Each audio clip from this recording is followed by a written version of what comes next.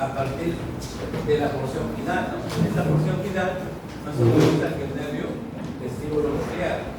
Y este nervio, como puede ver, recoge fibras tanto de la porción del vestíbulo como de la porción de la cóclea, ¿no? Entonces la parte vestibular está en relación al equilibrio y la parte coclear está en relación a la audición. Es justamente los dos puntos donde vamos a revisar hoy esta parte. Ahora, la parte anterior, todo lo anterior, esto de acá por supuesto corresponde al oído interno. La parte anterior no es otra cosa que la parte conductora, es decir, las ondas sonoras van a ingresar por una serie de cavidades y obviamente van a generar una serie de cambios, ya sea desde la parte aérea hacia la parte mecánica, porque hay una serie de movimientos, hay articulaciones, para que luego justamente estas señales sean transformadas en impulsos eléctricos. Ahora, en la parte externa, como ya sabemos nosotros, el oído es un órgano par y presenta por supuesto un oído externo que va a delimitarte desde lo que es la concha auricular hasta lo que es la membrana timpánica. En esta parte externa, por supuesto, encontramos a esta zona cartilaginosa, que como ya sabemos, la parte inferior carece de cartílagos, ¿no? Que es el lóbulo, en este caso de la oreja, y por supuesto lo de acá es cartílago, en este caso elástico, que presenta músculos, ¿no? Porque justamente el oído se adhiere a lo que es la pared lateral del cráneo, en este caso a la porción temporal, y también va a estar recubierta por piel, glándulas sudoríparas. Recuerden que las glándulas sudoríparas están en la cara medial y las glándulas sebáceas están en la cara lateral. Bueno, y luego viene lo que es el otro segmento, que es el conducto auditivo externo. Como ya sabemos, este conducto, una de las particularidades es que presenta unas glándulas sudoríparas modificadas, conocidas como glándulas ceruminosas, ¿no? Son las que producen este cerumen, que tiene un efecto protector. ¿Por qué? Porque el oído está expuesto, obviamente, al medio externo, van a haber partículas y estas se van a atrapar dentro de esta secreción. El límite interno, por supuesto, viene a ser la membrana, en este caso timpánica, y como ya sabemos, esta membrana está adherida íntimamente por la parte interior a lo que viene a ser el martillo, ¿no? Que es el primer huesecillo del oído, ¿no? Entonces, parte de ese manubrio va a estar en contacto justamente con la parte central, ¿no? Con esta parte central, y que va a recibir, ¿no? Las ondas, como ya sabemos nosotros, las ondas sonoras. Aquí hay dos cosas que entender, ¿no? El aire, en este caso, ¿no? En este caso el sonido que viaja a través del aire lo va a hacer a través de una velocidad de 340 metros por segundo, ¿no? Pero otra cosa es hablar de la frecuencia, ¿no? Entonces, esa intensidad del sonido se denomina decibeles, ¿cierto? Decibeles. Entonces, los decibeles obviamente presentan un rango, un patrón dentro de lo que es normalidad, ¿no? Para poder en este caso hacer las pruebas, en este caso que puedan determinar si la audiometría o audiometría, como se le llaman estas pruebas, están dentro de lo normal o es que existe una alteración, en este caso de la audición. Entonces, como verás, la primera parte aparentemente es una parte solamente netamente auditiva, ¿no? Auditiva. Ahora, hay que ver que en esta región sabemos que hay una serie de comunicaciones, ¿no? En este caso, ese conducto tiene límites o relaciones, en este caso, con la parte superior, que es la fosa craneal media. Con la parte inferior, hay que recordar que acá, justamente en la base, se puede ver en este caso, a lo que es la glándula parótida, ¿no? Que está en esa relación. Y por supuesto, en la parte anterior está la articulación del promandibular. La parte posterior, nosotros tenemos una saliente detrás del oído, que es la porción mastoide, ¿no? La porción en este caso mastoidea, y los límites que hemos hablado, tanto lateral como medial. Ahora, la parte medial, ¿no? En este caso el oído medio, lo llamativo definitivamente son los huesecillos del oído. Y como ya sabemos, estos huesecillos están articulados. Hay dos tipos de articulación en este caso que se va a encontrar. La primera, que es la articulación entre lo que es el martillo con el yunque. ¿Se acuerdan cómo se llama esa articulación?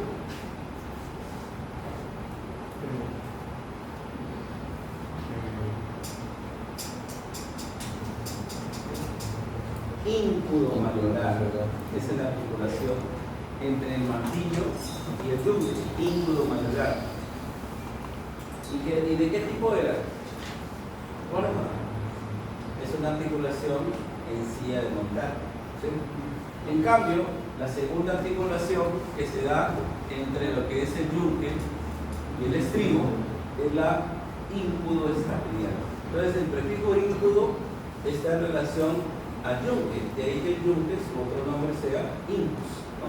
Eso es sinónimo en ese caso. Entonces, esas articulaciones van a transmitir esta onda que viene a través de un medio aéreo y va a movilizar las articulaciones, ¿no? Moviliza en este caso las articulaciones. Ahora, estas articulaciones, por supuesto, como puede visualizar ahí, esos huesecillos no están en el aire, no, sino que esos huesecillos mantienen una posición fija. ¿Por qué? Porque hay ligamentos, ¿estamos de acuerdo? ¿Se acuerdan de la relación? El primero tiene 4 ligamentos, o sea, el martillo, el yunque tiene 2 y el estapedius 1. Ahora, ellos presentan también músculos. El primero y el tercero, o sea, el martillo y el estribo, presentan cada quien su propio músculo. El tensor del martillo, ¿no? Que recordemos que el tensor del martillo está inervado por el ¿qué par? Quinto par, el gémino.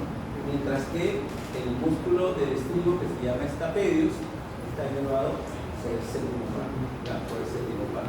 Entonces, estos músculos, ojo, no se aprecian. ¿Y por qué no se aprecian? Porque están dentro de, es decir, se tendría que hacer unos cortes al hueso, parte del hueso. Entonces, la pregunta es, ¿cómo sabemos que hay ahí, en este caso,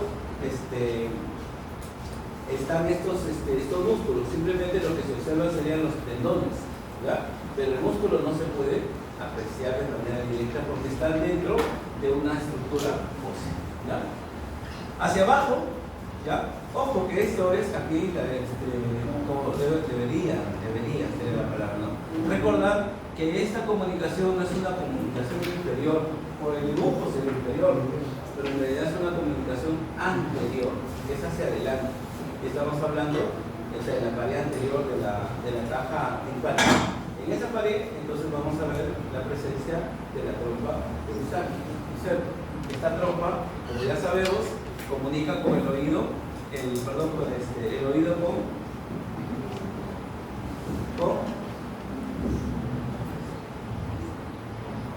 con la faringe. ¿Pero qué parte de la faringe?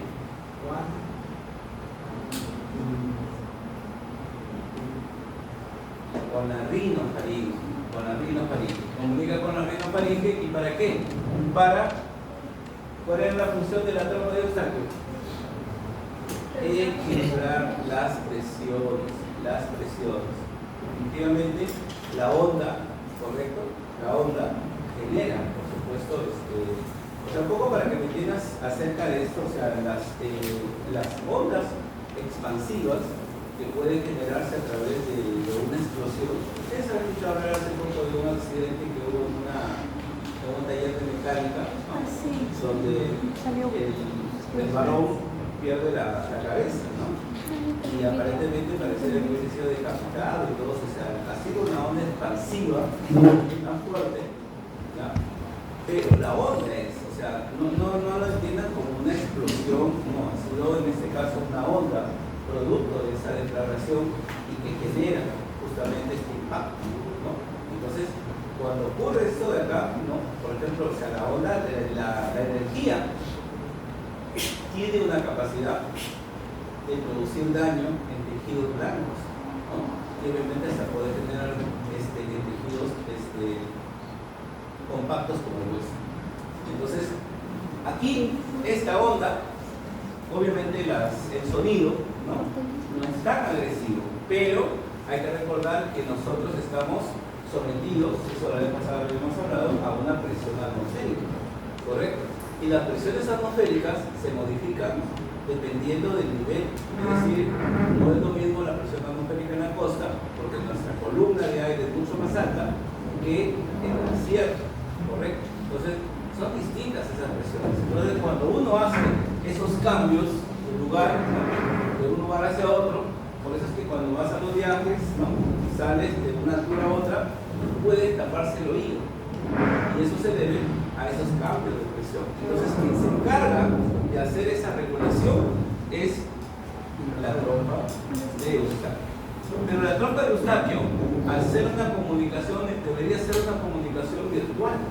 O sea, algo así, ¿no? Como si tuvieras dos vidrios mojados en agua y esto no lo puedes separar, a menos que los deslices. Entonces, aquí, eso de acá, viene a ser un espacio virtual, ¿sí? Pero que sigue siendo una comunicación. Pero cuando se hace real, o sea, ya yendo a lo patológico, cuando se hace real, recordemos que a este nivel nosotros vamos a encontrar a nivel de la faringe el anillo de Waldeyer. Y el anillo de Waldeyer viene a ser un conjunto de ¿qué? De amígdalas. Y cuando estas se infectan, entonces o se quedan dentro de esta región o pueden invadir, ¿correcto? Y al invadir, entonces van a generar lo llamada otitis media. Y media, obviamente, ya sabes por qué, ¿no? Y la otitis media, obviamente, se caracteriza por el dolor, que es un dolor muy intenso, es como si fuera algo así, ¿no? Como un dolor de diente multiplicado por 10, ¿no? Es muy intenso, ¿no? Que se maneja con analgésicos netamente, ¿no? Intramusculares, endovenosos, ¿no? Para poder calmar esto de acá. Y como sabemos acá, netamente hay dos bacterias, ¿no? El Streptococcus pneumoniae, que es el más común, o el Haemophilus influenza, que son dos bacterias que normalmente provocan esta infección. Entonces se hace real esta comunicación cuando existe un antecedente de amigdalitis y puede producir una otitis. Entonces, fisiopatológicamente explica la otitis media se produce justamente por que la persona ha tenido previamente amigdalitis recurrente y a través de la trompa de Eustaquio se produce esa infección. Ahora, el último elemento aquí, ¿quién es? El estribo. Y el estribo va a estar en contacto con que la pared, recuerda acá, ubícate en esta parte. Esta sería la caja timpánica. Y esta caja timpánica, su pared lateral, ahora, su pared lateral vendría a ser la membrana timpánica y su pared medial, acá, viene a ser toda esta región del oído medio. Y aquí hay dos ventanas, ¿no? La ventana oval y la ventana redonda. ¿Con quién está en contacto el estribo? Con la ventana oval, ¿no es cierto? Entonces, esta ventana, ¿correcto? Va a ser el punto de entrada para llegar a lo que se llama el oído interno. Ahora, aquí en el oído interno, nosotros vamos a encontrar, por supuesto, a la parte vestibular. Recuerden que el vestíbulo, cuidado con eso, es parte aquí, en el oído interno. Nosotros tenemos los dos laberintos. Laberinto óseo, que no es otra cosa que un tallado, ¿no? Dentro del hueso temporal, y el laberinto membranoso. Entonces tenemos que saber diferenciar. Entonces, lo que yo veo, de acuerdo a la forma que está acá, sería el laberinto óseo. Entonces, ¿quién forma el laberinto óseo arriba? Lo forma el vestíbulo. El vestíbulo viene a ser esa región. ¿Estamos de acuerdo o no? Y por supuesto, vamos a encontrar a los conductos semicirculares, ¿sí? Que son tres. Abajo es la cóclea. ¿Qué es la cóclea? Es parte del laberinto óseo. Entonces, cuando me hablan como laberinto óseo, hablaré del vestíbulo y hablaré de la cóclea. Pero cuando yo hable de la parte membranosa, tengo que hablar del contenido del vestíbulo. Eso lo vamos a ver. Y cuando hablemos de la cóclea, del contenido que hay dentro de esta cóclea. ¿Ya? Bien, seguimos. Mira acá. Entonces, viendo ahora, esta es la parte ya más interna, este es para ver nuevamente el tema del oído, ¿no es cierto? Entonces, el oído medio, pues ya estamos viendo ahí las características ahí podemos ver entonces los ligamentos, eso ya entra en otro punto, pero aquí, lo que te decía, ¿no? En esta parte hueso, y al hacer este corte, se puede observar la presencia del tensor del martillo, que como puede ver, lo único que se puede observar es el tendón, ¿no es cierto? El tendón de este músculo, ¿no? Que va en este caso al primer hueso de la cadenilla del posesivo del oído. Ahora, como puede ver, aquí hay una íntima comunicación, ¿no?, con el nervio facial. ¿No es cierto? El nervio facial, ojo, es el responsable de darle normalmente la inervación sensitiva. Recuerda que el facial tiene que ser un nervio que mixto, ¿no? El facial, ¿a quién inerva? Al estapedio, hemos dicho, al músculo del estribo, ¿ya? Que obviamente está por acá, no sé si lo pueden ver, pequeñito nada más que se ve, pero está pasando, o sea, dentro de las relaciones del oído está este nervio, ¿ya? Pero él le da la sensibilidad. Toda esta región está en relación a este nervio, vuelvo a repetir, que es un nervio, en este caso, mixto, ¿ya? Un nervio mixto. Y acá, este es en otro corte, también podemos ver entonces la presencia, obviamente no tiene esta forma, ¿no? Es un poco exagerada, ¿no? Tremendo músculo para un pequeño huesecillo, ¿no? Pero, y como ves, dentro, si sacáramos acá, ¿no?, el estribo, quedaría una cavidad que sería la ventana oval, y por supuesto hacia abajo. La ventana redonda no es que sea un hueco nada más, algo así, ¿no?, sino que está tapizada por una membrana. El que no está cubierto por huesos no quiere decir nada, ¿no?, pero sí está tapizada por una membrana. Bien, ahora, entonces, todo esto, ya yéndonos a la parte fisiológica, toda esta región, vas a ver que todo tiene que ver con la presencia de una onda sonora. Vuelvo a repetir, que llega con una intensidad que se da en decibeles y que llega con una velocidad. Entonces, esta región, para que me entiendas un poco, ¿qué pasaría, muchachos, si yo tengo una jarra, ¿ya?, una jarra vacía? ¿Estamos de acuerdo? La pongo invertida y la quiero hundir dentro de un recipiente con agua, ¿correcto? La pregunta es, ¿se moja la base?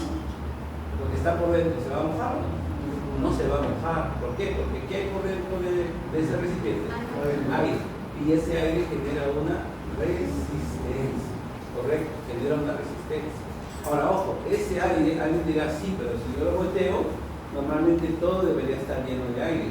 Si yo hago presión, una parte, por decir la mitad, sí se va a mojar.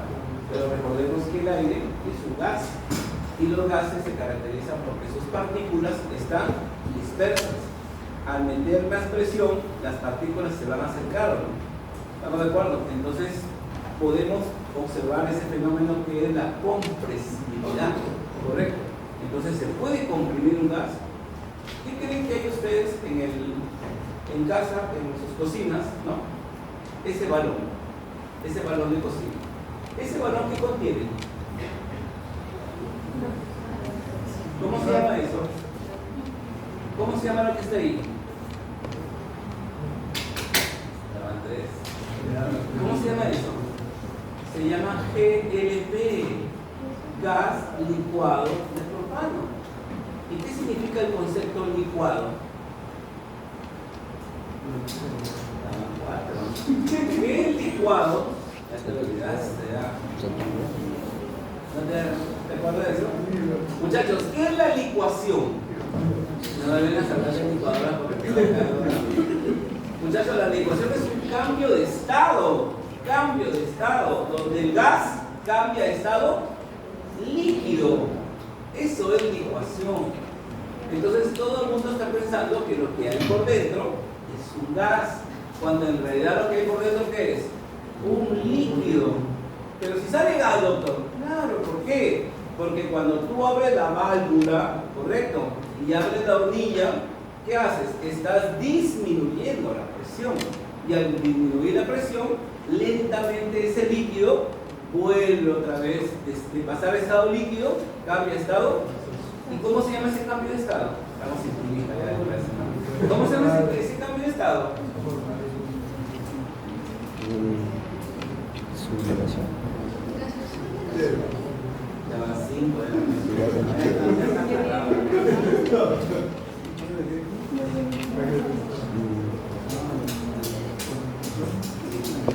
Gasificación,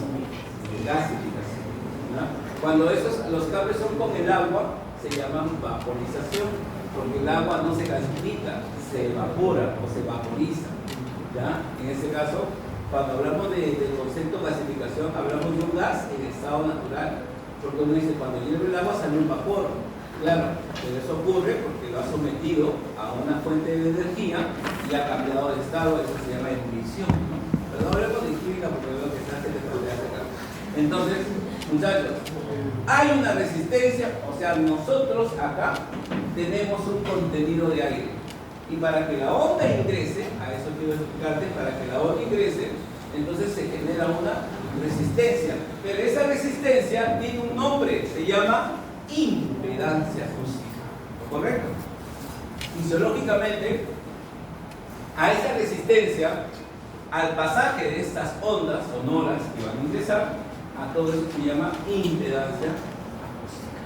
Ahora, pero no solamente es el contenido, también es el continente. ¿Cómo es el continente? En este caso, hablamos de las paredes, ¿correcto? Porque obviamente es un conducto. Si bien es cierto, la parte externa parecería como una campana, ¿no? Un embudo, pero luego hacia adentro es tubular. Y obviamente, mientras más tubular sea, hay mucha mayor resistencia, que como te decía, acá se le conoce como impedancia. Seguimos. Ahora, vamos al oído interno. Entonces, en el oído interno, lo que yo ya veo es el contenido. Te decía, ¿cómo se llamaba la parte externa? Vestíbulo y cóclea. O sea, así se llamaba la cáscara, por así decirlo, ¿no? Es lo que está tapizado, tallado dentro del oído. Pero dentro vas a encontrarte entonces con una parte membranosa. Entonces, dentro del vestíbulo, ¿quién es la parte membranosa? Aquí vamos a encontrar a lo que se llama el utrículo, ¿estamos de acuerdo? Y el otro que va a estar acá, que es el sáculo. El utrículo y el sáculo, ¿estamos de acuerdo? Son la parte, en este caso, base de este vestíbulo. Y desde estos van a salir unas comunicaciones, ¿correcto?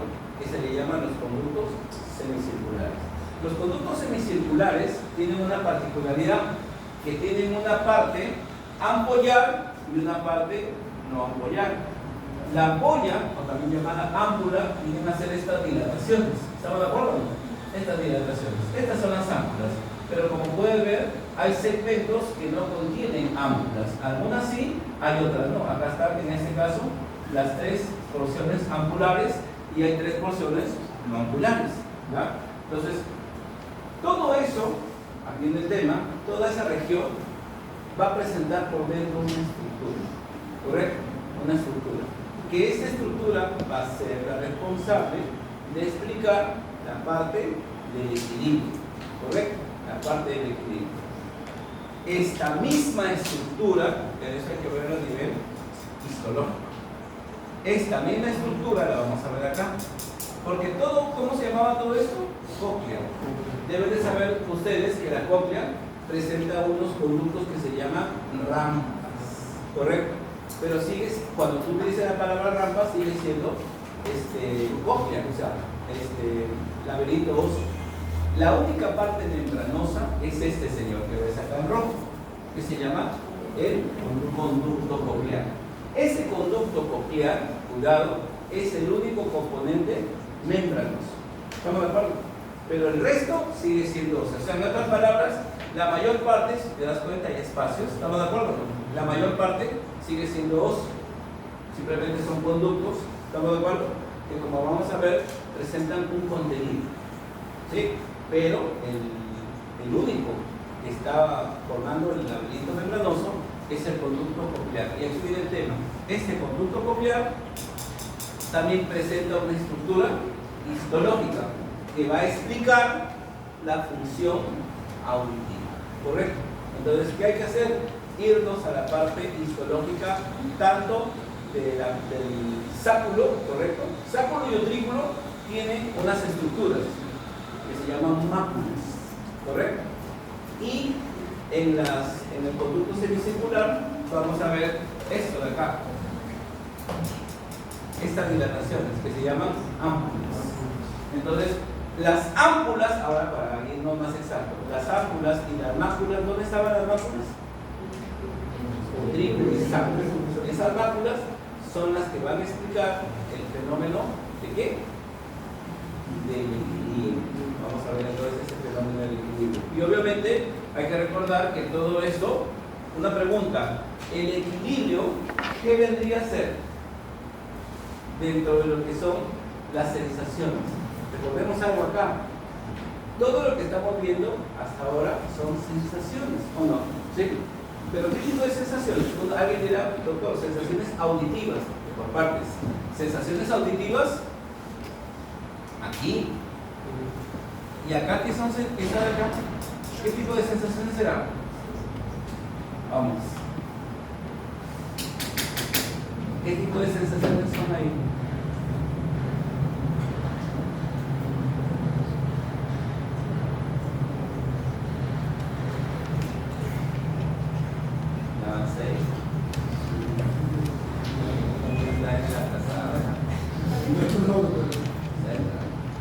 ¿Qué tipo de sensaciones será? Ya, lo dejo ahí, antes que vamos a seguir hablando. Escúchame. No me echa ver nada. Seguimos. Te decía que ahora que vamos a revisar la parte histológica de qué? De cada región. Entonces, mira acá. Al observar, en este caso, mira acá, estamos viendo la parte de lo que es la cóclea, ¿sí o no? Te decía yo lo siguiente, ¿no? Cuando uno observa la cóclea, ¿sí? La cóclea, o también llamado caracol, ¿estamos de acuerdo? Esta región se caracteriza porque presenta una parte central. Este centro, que es un cono, ¿ya? Cono óseo, se le llama modiolo. Y este modiolo sirve como base para que se arrolle, para que hagan 2 vueltas y media, ¿qué? Las rampas. ¿Estamos de acuerdo? Las rampas, como pueden ver, tienen acá sus denominaciones. Hay 2 rampas que siguen siendo óseas, que viene a ser la rampa timpánica y vestibular, y entre ellos hay otra rampa que le llaman rampa media, pero independiente que se llame rampa media o no, vuelvo a repetir, lo que me interesa es el contenido, y el contenido de esa rampa media aquí quiere ser el conducto coclear. ¿Estamos de acuerdo? Entonces el conducto coclear, como te he dicho, vendría a ser el único componente que membranoso, mientras que las rampas siguen siendo óseos, ¿correcto? Entonces estas se van a arrollar. Ahora, como pueden ver, las rampas están separadas. ¿Estamos de acuerdo? Entonces aparentemente las 2 rampas no tienen comunicación. Sin embargo, como estas se van a arrollar en la parte superior, ¿ya? En lo que sería el vértice del caracol, en la parte superior, las 2 rampas se comunican. Y a ese punto de comunicación de las 2 rampas se le llama helicotrema. El helicotrema es el punto en el vértice del caracol donde se comunican ambas rampas que timpánica y vestibular, ¿ya? Timpánica y vestibular. Bien, ahora, pero todavía estamos viendo, te decía, hay que ver que el contenido. Entonces ya nos ubicamos, por lo menos en esta gráfica, donde se encuentra el conducto coclear, que es lo que queremos estudiar. Entonces, este conducto coclear, ahora sí, este es otro corte, mira. Esta es la cóclea, está enrollada. Esta vendría a ser, miren acá, vendría a ser las 2 rampas. ¿Estamos de acuerdo? Y acá podemos observar que la rampa media, cuyo contenido, ¿cómo se llama? Conducto coclear. Entonces, no es que hayan varios conductos cocleares, no, sino que al hacer el corte, obviamente este está haciendo estas vueltas, ¿o no? Por eso es que en ambos segmentos puedo ver otra vez, ¿no? Este es un segmento donde están ambas rampas y el conducto. Ahora, te decía, esto que ves en medio, en rosado, esto vendría a ser el cono, la base. ¿La base de quién? De la cóclea, que hemos dicho que esta base, ¿cómo se llama? Modiolo. Muy bien. Ahora, lo interesante de este dibujo es que nos permite ver justamente a este nervio, ¿no? Con el que vamos a trabajar, que es el nervio coclear. Entonces, este nervio coclear, por supuesto, dentro de lo que es la cóclea, va a emitir una serie de ramas, ¿correcto? Pero estas ramas, si tú las puedes observar, van a ir no a las rampas, sino van a ir ¿a dónde? Al conducto coclear. ¿Estamos de acuerdo? Van a ir directamente al conducto coclear. Y obviamente, ¿por qué? Porque van a tener una función de recoger información. Pero antes de llegar al conducto coclear, presentan ¿qué? Una dilatación. ¿Cómo se llaman estas dilataciones? Ganglio. Como esta es una estructura espiralada, ¿sí o no? Por eso se le llama ganglio espiral. Y a la parte, ¿cómo se llamaba toda esta región? Conducto coclear. A la parte más importante de este conducto coclear también se le llama órgano espiral, por la forma justamente que tiene esta región. Ahora, esta región está acá.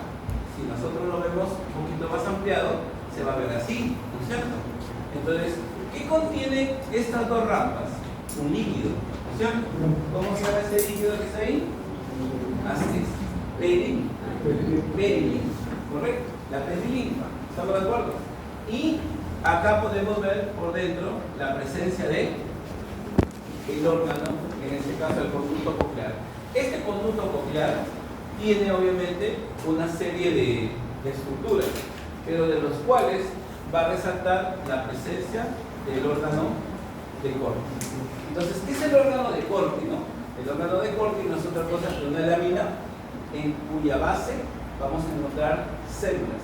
Hay células que son las células sustentaculares, significa que son células de sostén, pero también vamos a encontrar células ciliadas.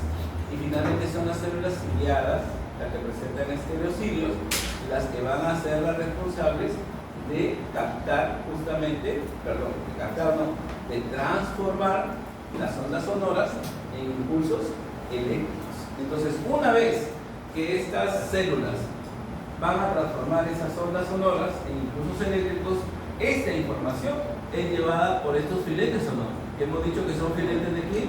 Del nervio coclear, ¿no? Obviamente aquí están los cuerpos celulares, ¿no? Porque recuerda que todo ganglio es un contenido de somas. Entonces acá van a estar los axones, ¿estamos de acuerdo? Y acá van a estar los cuerpos celulares. Para que luego sean llevados, en este caso, ¿no? En la unión, por supuesto que esta es la rama coclear, ¿no? Luego se tiene que unir con la rama vestibular para luego ir a su núcleo respectivo que de ahí vamos a mencionar. Entonces, como hemos visto, la onda sonora viaja a través de todo el oído externo y medio, y hemos visto las estructuras, para luego ser llevadas justamente a través de este conducto coclear y llevar, en este caso, hacia el órgano de Corti, finalmente que se reforza. Pero la pregunta es acá, ¿no? O sea, el órgano de Corti, como puedes ver, te decía, son células que tienen las sustentaculares, que son las de rosado, son las células de base, de soporte, de nutrición, todo lo que quieras, pero las otras células que ves ahí en tono amarillo son las células que captan esa vibración. Entonces, estas células presentan en su porción apical, arriba, una serie de cilios, ¿ya? Pero estos cilios no están en el aire, sino que van a estar en contactos con una membrana, la membrana tectórica. Eso de ahí no hay que olvidarnos ahí. Esta membrana tectórica justamente contiene tejido conectivo, ¿ya? Es como una masa gelatinosa, ¿estamos de acuerdo? Pero que va a ser responsable justamente de que estos cilios capten, o sea, te explico. Lo primero que ingresa es una onda sonora. Esta onda produce una vibración, pero viaja primero por el aire. Recordemos que la parte del conducto aditivo es aire. Pero cuando va a tocar a la membrana timpánica, genera un movimiento. Es decir, la onda de ser en este caso sonora se transforma ahora en una onda mecánica, porque va a transmitir, ¿estamos de acuerdo?, a través de los huesecillos del oído todo este movimiento. Pero luego de estar en este conducto de huesecillos, que es onda mecánica, va a pasar ahora a un medio acuoso, ¿no es cierto? ¿Por qué? Porque va a estar en contacto con ¿quién? Con la perilinfa y con la endolinfa, que obviamente son filtrados de la sangre. Entra en contacto con ellos. Significa entonces que la onda tiene variaciones, ¿correcto? O sea, aparte de la resistencia, tiene cambios. Entonces no es que el sonido llegue de golpe, no, sino que dentro del oído se va generando una serie de cambios en su amplitud y en su frecuencia. Y luego cuando llegue al órgano de Corti, este simplemente va a generar, en este caso genera una despolarización, eso ya lo saben ustedes, todo fenómeno acá de transformación de ondas tiene que ver con despolarización, ¿no? Es decir, con la entrada de sodio, con la salida de potasio, y esto va a provocar la formación de las señales eléctricas, y que estas van a ser finalmente recogidas por el nervio, ya sabes, es el nervio coclear, ¿no es cierto? Por el nervio coclear. Bien. Ahora, ese de ahí es una forma de explicar ese mecanismo. Entonces, cuando uno realiza una prueba, ¿no? Ya saben que hay pruebas, en este caso la prueba de Riné, la prueba de Weber, seguramente lo habrán escuchado, que se usan con el diapasón. Justamente esas pruebas permiten captar la vibración, ¿no es cierto? Entonces, la onda genera una vibración, un movimiento, que vuelvo a repetir, debe llegar hasta la membrana timpánica, que es la que recoge en su parte central, al estar en contacto justamente con el martillo, y luego a través de la cadena de huesecillos ya la onda es mecánica, porque genera, vuelvo a repetir, un movimiento. Pero esa vibración llega hasta la ventana redonda, ¿no? Que finalmente va a ser transmitida por todas las rampas, y que la membrana tectoria, ¿te acuerdas o no? Que estaba sobre la parte apical de las células ciliadas del órgano de Corti, va también a transmitir esta onda y va a transformarse estas ondas sonoras en impulsos eléctricos. ¿Correcto? Ahora, aquí estamos viendo como si llegara, ¿no? Y luego sale el sonido. En realidad acá nos falta en esta imagen ver el mecanismo por el cual toda esa información es llevada ¿a dónde? Al corteza cerebral primero y luego hasta la corteza cerebral. ¿Cierto? Entonces, esta vía auditiva, como ya sabemos nosotros, parte desde dónde? Parte desde lo que es el oído. Desde ahí viene la primera neurona, la que capta esa información. Pero luego, todo esto va a ser llevado, por eso te decía acá, la parte auditiva, recordemos que viene a ser una sensación.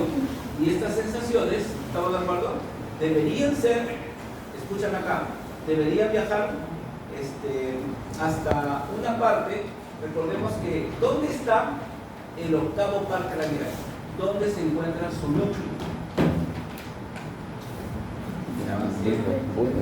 ¿Dónde se encuentra el núcleo? Núcleo, no nervio, núcleo coclear. Ahora hay que recordar, lo que pasa está que cuando tú me hablas del origen aparente, ten cuidado, el origen aparente es a nivel del surco bulbo protuberancial. Ahí nace el 6, el 7, el 7 bis y el 8, ¿correcto? Pero el núcleo exactamente, protuberancia o bulbo. Entonces miren acá, los núcleos, miren acá, como ustedes ya saben, esa es la parte más inferior de ahí, la vamos a revisar. Está en relación con qué? Aquí, a nivel de lo que es, aquí, cuando yo hablo de colículo, ¿en dónde estamos acá? En el mesencéfalo, ¿no es cierto? Entonces, como ya sabemos, los colículos superiores están en relación a la visión y los colículos inferiores a la audición. Entonces acá, a través de este lenguisco, recuerden ustedes que el lenguisco medial tiene que ver con qué? Con Bol y Burdas, ¿no es cierto? Sí, con lo que es tacto, correcto, tacto epiclítico. Pero el lateral tiene ya otras vías acá. Entonces va a ir a través de estos axones para formar la parte coclear y llegar justamente a esos ganglios. Entonces los ganglios nacen primero ¿en dónde? En el oído. Luego van a ir directamente hasta la parte vulvar y luego protuberancial, en este caso, para finalmente llegar a este colículo. El colículo se encuentra ¿dónde? En la parte mesencefálica. Pero desde este colículo, ¿hasta dónde van a ir? Hacia el tálamo. Entonces eso ya lo saben ustedes, ¿no es cierto? Hay una segunda neurona que va a ir hasta el tálamo y desde el tálamo va a ir hacia ¿dónde? ¿Del tálamo va a ir a dónde? Corteza cerebral, pero ¿cuál? Pues. ¿A qué parte de la corteza cerebral? Área de Brockman, ¿qué área es? 41. 41. ¿Y en qué parte? ¿En qué lóbulo? Temporal. Pues entonces tiene que ir a la corteza temporal, al área 41, ¿no? Al área 41. Ahora, como pueden ver acá, esto sí está establecido que dentro de este fenómeno, como ya saben ustedes que son impulsos nerviosos, tiene que haber la presencia de un neurotransmisor. Y ese neurotransmisor es el glutamato. ¿Ya? El glutamato es el responsable de poder, en este caso, transmitir esa información. Entonces acá podemos ver en detalle lo siguiente, ¿no? Nuestra primera neurona, como pueden ver acá, nuestra primera neurona, que viene obviamente desde la parte del oído, va a llegar a esa región. Recuerden que la formación reticular, acá en el esquema que estoy viendo, es la parte protuberancial, ¿no es cierto? Protuberancial. Entonces, va a llegar y va a hacer sinapsis, correcto, a estos núcleos, en este caso, cocleares. Para luego va a salir la segunda neurona, que va a llegar justamente hasta el colículo, en este caso, inferior, ¿no es cierto? Desde el colículo viaja hasta el tálamo, y desde el tálamo, como pueden ver ahí en la parte lateral, va a ir hasta el área 41 de la corteza cerebral. Entonces, no es complicado esa región. Ahora, si bien es cierto, algunos pueden considerar el concepto colículo, ¿no? El colículo, pero recordemos que el colículo forma justamente un brazo, ¿no es cierto? Y ese brazo vendría a ser el llamado cuerpo genicular. ¿Ya? Ten cuidado que el lemnisco es otra cosa. No vayas a confundir porque dicen, doctor, no era el lemnisco lateral y acá usted está poniendo el cuerpo geniculado medial. El lemnisco no tiene nada que ver con esto, ¿ya? Esto de acá, el cuerpo geniculado, sale a partir de dónde? Del colículo, ¿no? Del colículo en este caso inferior, ¿ya? Del colículo inferior. Seguimos entonces. Esa es otra forma también de verlo en esta vía, como pueden ver acá, desde la parte, ¿no? Acá podemos ver la parte coclear, sale obviamente el ramo coclear y va a llegar justamente a la parte de lo que viene a ser la protuberancia. ¿Qué vamos a encontrar acá? La presencia de núcleo coclear, ¿no? Núcleo coclear. Para luego ser llevado a lo que es el colículo, ¿no es cierto? Dentro de lo que viene a ser la parte mesencefálica. Después del mesencéfalo va a continuarse a través del lemnisco lateral, que decía, ¿no? Que es quien lleva esta información, para luego llevarse hasta lo que es el tálamo y finalmente hasta la corteza temporal, en el área que en el área 41. Ahora, dentro de esta parte del oído, nosotros vamos a encontrar normalmente las variaciones más comunes. ¿Cuáles son? La presencia de las hipoacusias, ¿no es cierto?, que es lo más común. La hipoacusia es simplemente la disminución de la agudeza auditiva, ¿no es cierto? Ahora, las hipoacusias pueden ser por conducción. Significa entonces que debe estar afectada por alguna razón, ¿no? Entonces, lo primero hay que ver que haya algo obstructivo, ¿no es cierto? Algo obstructivo. Pero lo otro es que haya cambios en dónde, a nivel de lo que es la membrana timpánica. Entonces, ahí viene el tema de los antecedentes, ¿no? O sea, usted para hacerse higiene del oído, ¿no? Utiliza, ¿no? Que lo más común la gente utiliza hisopos, ¿no es cierto? Que ya saben que tiene sus contraindicaciones y todo eso, ¿no? Pero vamos a ver que hay gente que lamentablemente utiliza otros objetos, ¿no? Lápices, ¿no? El meñique, ¿no? Esas cosas que se ponen acá, chicas, ¿cómo se llama eso que se ponen en el cabello? Esos negritos que se ponen en el cabello. ¿Cómo se llama? ¿Ah? Juanitas. Ahorita cuando se quiere poner el cabello, horquilla de una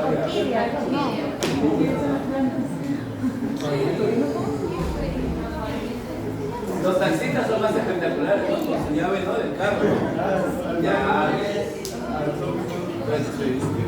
No, todo parece broma, pero en realidad lo que sucede está en que se puede formar, o sea, hay unas neoformaciones por este uso constante, y estas neoformaciones, como es un tejido fibroso, le quitan y entran en contacto con la membrana timpánica, le quitan elasticidad. Y obviamente la vuelven rígida, y por eso que ya la vibración ya no se transmite de manera adecuada, ¿no? Ya para esos casos ya saben que se utiliza en ese caso audición. Pero cuando ya se pierde totalmente la audición, correcto, la audición, ¿cómo se llama la pérdida total de la audición? Se llama no se llama sordera, se llama cofosis, pérdida total de la audición. Se la audición. ¿No? Sin embargo, escúchame acá, sin embargo, miren acá, la persona también puede tener otras variaciones, por ejemplo, los llamados acúfenos. Acúfeno es la percepción de un sonido, ¿estamos de acuerdo? Así, ¿no? Pero que no es producido de manera externa. O sea, tú lo escuchas, el resto no lo escucha. Es un sonido acá, ¿no? La presencia de acúfenos. Y muchas veces la persona, cuando llega, ¿no?, a la consulta, nosotros vemos porque hace estos zumbidos en el oído. Acúfenos o zumbidos, ¿no? Y que a veces lo asocia, ¿no? Lo asocia al tema del colesterol, ¿no? Nosotros yo sufro del colesterol. Nadie sufre de colesterol, y nadie sufre de amor, de decepción. Porque el tema del colesterol es un tema nutricional. La persona baja el colesterol y luego ya tiene que adaptarse a un tema, ya que quiera ser masoquista, ya le gustan las papitas, ¿no? Toda esa vaina, ¿no? Pero nadie sufre con mis pacientes al colesterol. No, se le da pastillas para el colesterol a las personas diabéticas, a las personas con antecedentes de infarto, a las personas con antecedentes de accidente cerebrovascular, lo que le llaman ustedes derrame. A ellos se les da permanentemente. ¿Por qué? Porque las metas de colesterol en ellos son menores. Me explico. En una persona sin antecedentes, el colesterol debe ser menos de 130. Pero una persona con diabetes debe ser menos de 100. Y una persona que tiene diabetes e hipertensión debe ser menos de 70.